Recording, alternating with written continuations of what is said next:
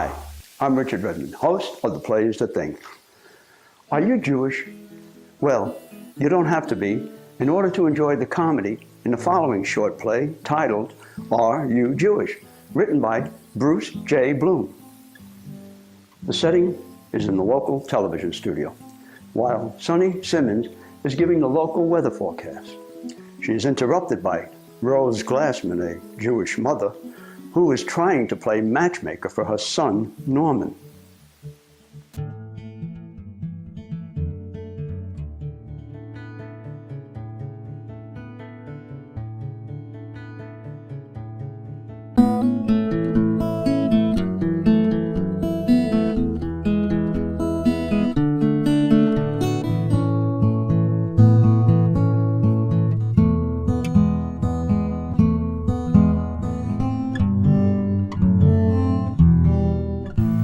Yes, there were a few periods of patchy rain today, but compared to yesterday, well, much nicer all in all.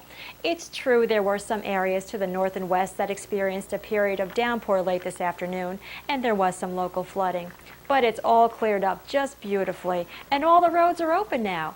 Except for I-63, State Roads 25 at 48, Route 67 between Lisle and Mechanicsburg, and both approaches to the Millard-Fillmore Bridge. Well, that's early spring, isn't it? You know what they say, April showers bring May flowers. All right, let's look ahead because we can expect a bright future weather-wise. We can anticipate a long stretch of sunshine and temperatures reaching into the high 60s, maybe even the 70s. Just as soon as this broad cold front blowing down from mid-Canada works its way through our area. Today there were strong winds, well, gale force actually, over the Great Lakes, and a report of heavy snow over the western part of the state. But as we all know, there's apt to be snow in the mountains right into May, isn't there? So for us, right here, tomorrow, Wednesday, and probably into Thursday, our weather will be, well, unsettled. So watch Jack Mulligan on Good Morning Neighbors starting tomorrow morning at 5:30 for school closings. But you know what? The last gasp of winter will be gone before you know it. And then it's right into spring and on to summer. Backyard barbecues and picnics, swimming, suntan, and baseball. It's all just around the corner. So for tomorrow, we can expect strong winds beginning shortly after sunrise, plus the possibility of snow flurries, with drifting up to 18 inches. But like I said, these clouds have a silver lining. We'll be back with a 5-day Cable 12 5-day forecast right after these messages. Yes? Who are you? Hello, darling. Oh, my. You're even prettier in person than you are on the television. What are you doing here? What do you want? I'm Rose Glassman, darling, but call me Rose. You have beautiful cheekbones. You know that? The television doesn't do your cheekbones justice. They should fix the lighting. Who's the head person? What do you want? We're in the middle of a broadcast. Oh, don't worry about me. You go right ahead. I'll talk to the lighting person. How did you get in? Oh, nobody stopped me. The door is open. The studio's empty except for you. I walked in. I'm afraid you can't stay. We see you every night, me and my son Norman, except on the weekends when that colored girl is on. Oh, this is Norman. Such a good-looking boy, don't you think? We are very big fans. There's nobody in your audience as devoted as we are. We think you're a very special person. Oh, that's very kind of you. But what do you want? The break is almost half over. I have to finish. People are waiting for my 5-day forecast. Not really. What? Well, the weather forecast they can get any place. What they're really waiting for is another look at you. This is a real doll face. But could you please explain what you want? What's to explain? A handsome boy, a beautiful girl. Huh? You don't have to be Dick Tracy to reach a conclusion. This is all very nice, you know really. what but Norman says every time you come on. What a lovely girl. Always so cheerful. I could fall in love with a girl like that. Please. So I told him, call her up, invite her out for lunch. She'd like lunch at a nice restaurant. These local cable people don't get paid that much that they eat in fancy places. But he didn't call because he's shy. I tried to call you myself, but you were never here. So then I thought to myself, you have to come to do the weather. So here I am. But listen, what's a mother for? Coming back, Sonny. 5 seconds. 4, 3, 2, 1. The break's over. We're going live. You really can't stay because we're going... Sonny Simmons, this is your real name. We're back with a 5-day forecast. Tomorrow, look for a low temperature of 28 and a high of 33. Of course, it could always go higher. Strong winds and snow, heavy at times, unless it just blows over. Sometimes it does just that. Snow flurries will continue. On Thursday... You know, you don't look like somebody who has a name, Sonny Simmons. Snow should stop before noon, with clear skies expected by mid-afternoon. Temperatures will reach You Jewish? reach into the high 40s before sunset for a calm, pleasant evening. And get ready for a spring weekend that's really special starting on Friday. The very first time I saw you, I said to myself, this is a Jewish girl, I can tell. That's why I encouraged Norman. A warming trend will be moving up from the southern states. We'll be enjoying sunny skies right through Saturday. You look a lot like Flora Peckman's daughter. Maybe you know her, Jennifer. Also the very shiksa cheekbones. Well, as you can see, we have a visitor here tonight in our Cable 12 studio. Welcome. The nose, too. Beautiful. But of course, everyone knows that Jennifer Peckman's nose is not her own.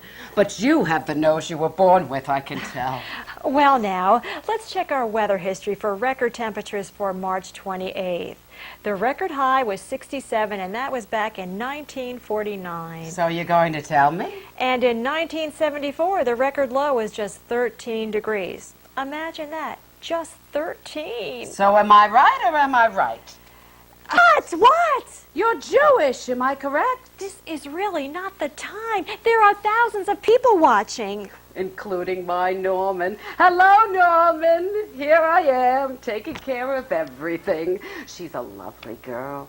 And I was right about her, too. Up close, there's no mistake. And in 1938, 14 inches of snow fell on this day. Well, that's Cable 12 weather.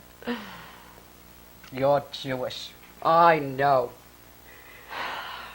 Look, Mrs. Rose Glassman. Like I said, call me Rose. Okay, Rose. What I am is really not... I'm off, right? No, you're still on. Why? The weather's over. Phone calls are coming in from everywhere. They love this. Everybody wants to see how it turns out.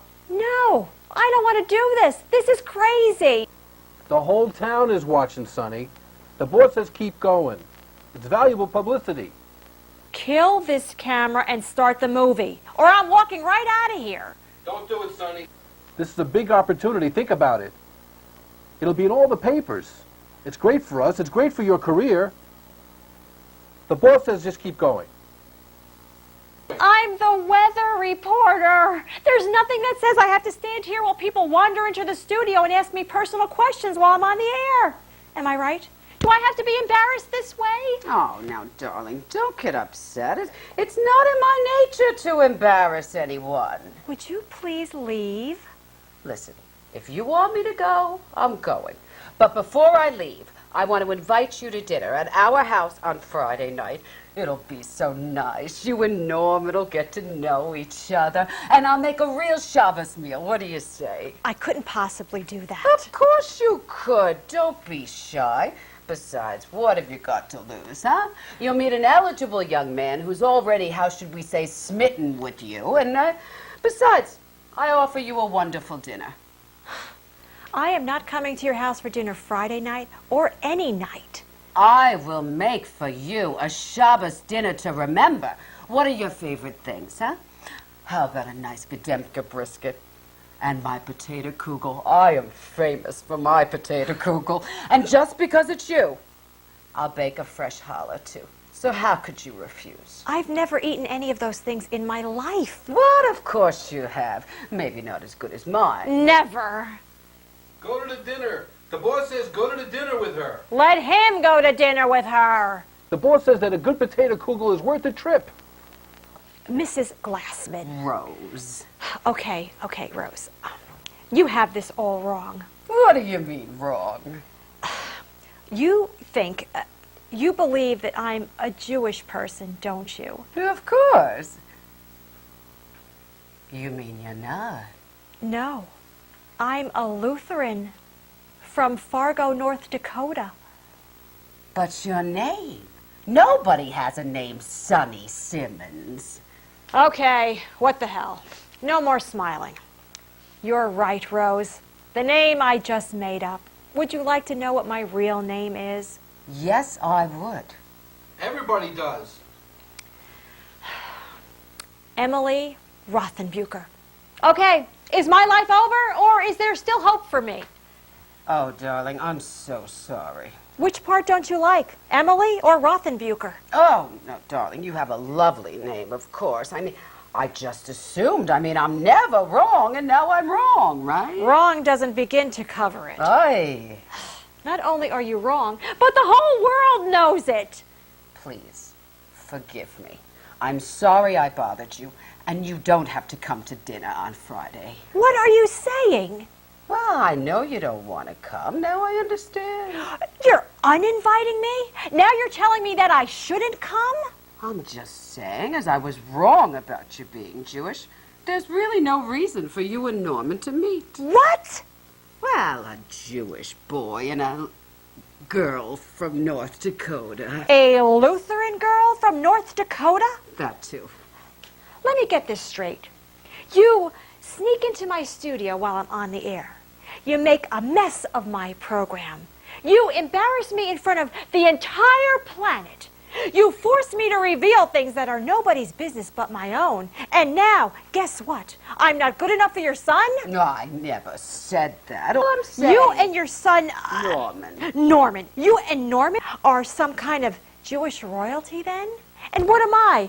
A nobody because I'm not Jewish? Somebody your son shouldn't even associate with because maybe, just maybe, we might like each other? Listen, darling. Don't listen, darling me! Sonny, there's someone on the phone for you. He says he's Norman Glassman. He says, please come to dinner, and he'll deal with his mother. You hear that, Rose Glassman? So there's someone in your family who's not a bigot? Me? A bigot? God forbid. All right, Norman. There's no reason to humiliate me any further. I see which way the wind is blowing. So you'll come Friday night then. I'll make maybe a nice meatloaf with brown gravy and peas and carrots, something like that. Oh, no, you don't. What, you don't like meatloaf? No, I want that whatchamacallit, brisket, and that potato thing, or I'm not coming. And the challah, too? Absolutely. What is that? Sonny, the phone calls are backed up like you wouldn't believe. Everybody wants you to go to dinner with her. And listen to this. The Associated Press called. They want to do an interview. I'm so thrilled for you, darling. Friday night, then. Friday night. And if you would please forgive me, I want to ask you one more question. What? The last one. I promise I never pry. What is it? What does your father do?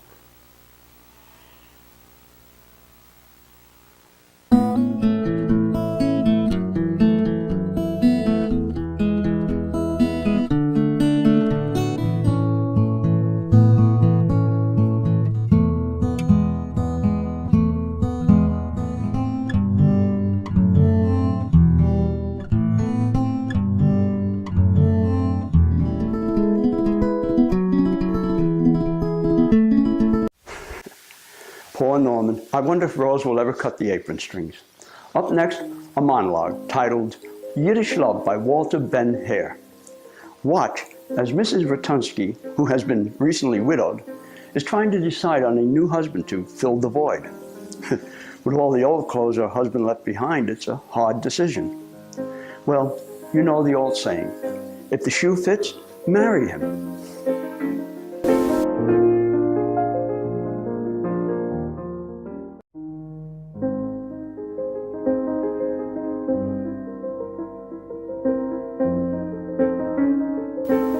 Well, said a Goldblatt, So maybe I ain't such a tired woman already? My, what a style you got today with a new collar and a clean dress and everything. Me, I ain't got no more time for to be stylish. Huh, like a slave I am, with 3 children and a dog and funerals all together. And I ain't so strong like I was once. For 2 days and 2 nights, nothing have I done but scrub and clean. Funerals. Ah, don't say 'em to me. Nothing else makes so much dirt, especially when folks like them Gutzbergs tracking their mud all over my clean floor like it was an unpaved alley street in the rainy season. Funerals. Ah, don't say 'em to me. Never did like 'em, and more yet now than ever. But of course, if your man dies, you got to bury him, ain't it? That's one thing you got to do no matter what you feel. And ain't they expensive? $75 have I already outpaid. On him only insured for $500. $425 profit ain't so much. 5 carriages they had. Or not since Mimi Schimmel's wedding have I seen so much lamentation and weeping with the eyes. Too bad you had to be so sick in the bed. You never got to enjoy nothing. Them hooligans upstairs, over me up, they get excited and scolded awful by the policeman count of so much noise. But I say, if you can't make noise at your own funeral, then can you? Mrs. Hooligan, jealous she was because she didn't get an invitation. And with her mop on the ceiling, she dumped when I was trying to do my best loud lamentation. Such a crowd you never did see. Big Rivka Skorovich come the first one. And she wasn't even invited either. But Rivka, what she care for invitation? She ain't got stuck up or nothing. Invitation means nothing to Rivka.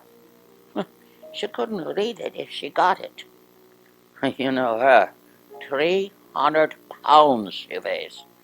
2 of my parlor chairs is awful spoiled. She must have sat down twice. So much dirt I never did see in a house.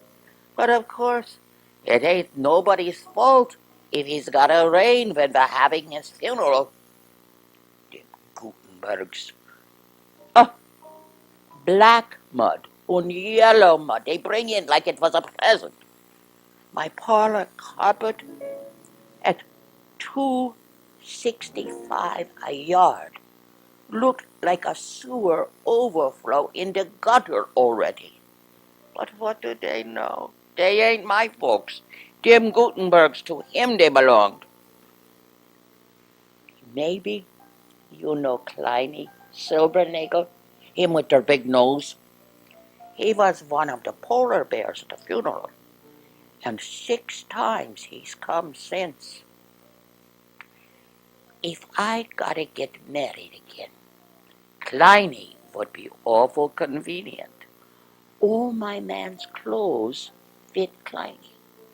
Flannels he had, not 2 winters old, and the overcoat for 4 winters not yet, and shoes like new it is, and plenty other clothes too, shirts and underneath. My man should have had a shameness to buy such quantity clothing, especially when he was going to die so soon, not? But would he to me ever listen? Some peoples you can't tell nothings to, and even if you do, what good is it? Moishe Schlossheimer comes to my house too. My people think he'd make a better husband than Kleiny. Good looking he is too, and generous with what he's got. And a widower too. They makes the best kind of husbands, those widowers, 'cause some woman's got 'em caned already. From experience I speak. But Moishe Schlossheimer, he ain't so big as my first husband, not by half of him. So the clothes don't fit him like on Kleiny Silbernagel. I like Moishe better too. But what is a like? Huh, any man you can like if you got to, but clothes only fit some in once in a while. That fine overcoat on them flannels, should I throw 'em out, just like new? I wouldn't do it. So that make me decide on Kleiny. Miss Goldblatt, how do you think I'd better get him? I don't know for sure, but I got a scheme. Maybe it ain't so good. To have a nice little parlor party it is, and ask Kleiny to come. Out on the fire escape, a sofa I set for two. Me and Kleiny would look at the moon setting on the sofa side by each. Then I get girlish and make a sigh. Oh. So, in their movies, I see 'em do it, and every time it worked. And then he's going to sigh. Oh. And once again, and then a couple more times together, the both of us. And then I spring it on him that $1,300 is their business I got, and $700 profit last year, and $475 from the life insurance. And if that don't fetch him, what will?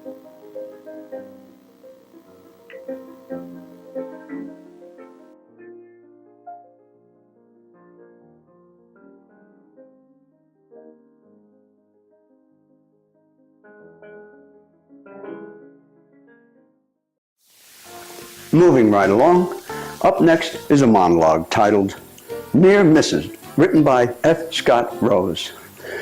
The corporate world of advertising. I guess you're only as good as your last ad campaign. To quote Will Rogers, advertising is the art of convincing people to spend money they don't have on things that they don't need.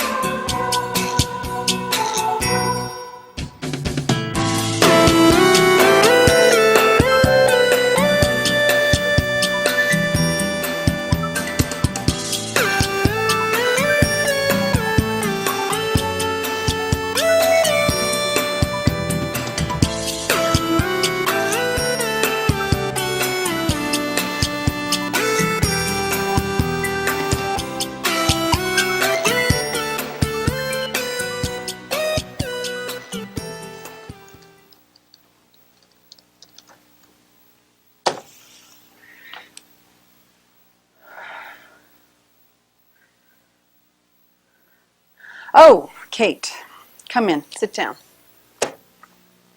Sit. Good. I may bark, but I don't bite. Well, you look tired. I guess the life of a young, hot art director must be pretty exhausting. What with all the bars and the boys and the... What, you don't drink? Come on, everybody drinks. You drink, you just don't know it yet. Us creatives drown ourselves in vodka and contemplate the philosophies of cookies, candies, and detergents. Little germs pass through loosened tongues, survive hangovers, and end up as ideas. That's the way it's always been. Kate, you're fidgeting. Tired energy? Must be all that mountain biking and rollerblading, I suppose. Oh, things were sure different when I was your age for a woman in advertising, Kate. Back in the old days, the 80s, when I was at Ogilvy, ideas were measured against the really great ones, and you had to keep up. You had to be brilliant every single time out, or you ended up some freaking lowlife secretary. Of course, it's easier now. But I admire you, Kate. I do. You're so lemony. Lemony fresh, that's what you are. Safe and effective, yet gentle on the eyes.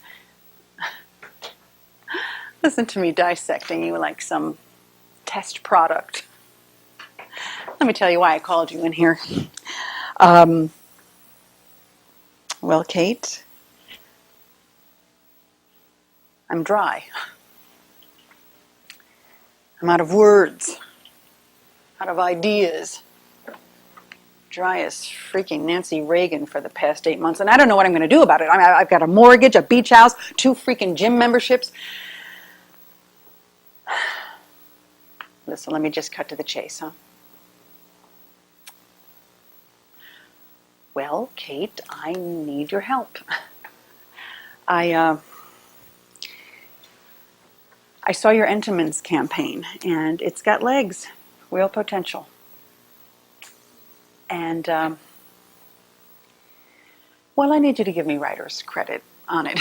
I just say I helped with the words. I know it's your baby, and we don't have to change a thing. I'm just looking for you to share the wealth a little, that's all. Kate, you're young. You've got a career here. Now, I'm just looking to stay alive. Now, please, you have no idea how hard this is for me to ask.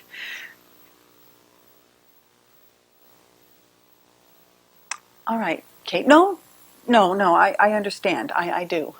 I've screwed some people over in my day to grab a little extra glory myself. Payback time. You know, we really aren't all that different after all, are we, Kate? Same breed, different times. And soon enough, you will know how it feels. Yes, you will. You don't drink, Kate? You should start. Because it gets pretty lonely at the top, and it hurts like hell when you hit the wall, and you're going to hit it. You're the crap that passes for advertising these days. You're crap. You know, I got news for you, Kate. You're going to be all alone one day. Just like me. Worse. Because nobody likes somebody who doesn't sweat or drink or who's happy. You know, even lemons are useless once they get sucked on long enough, you know.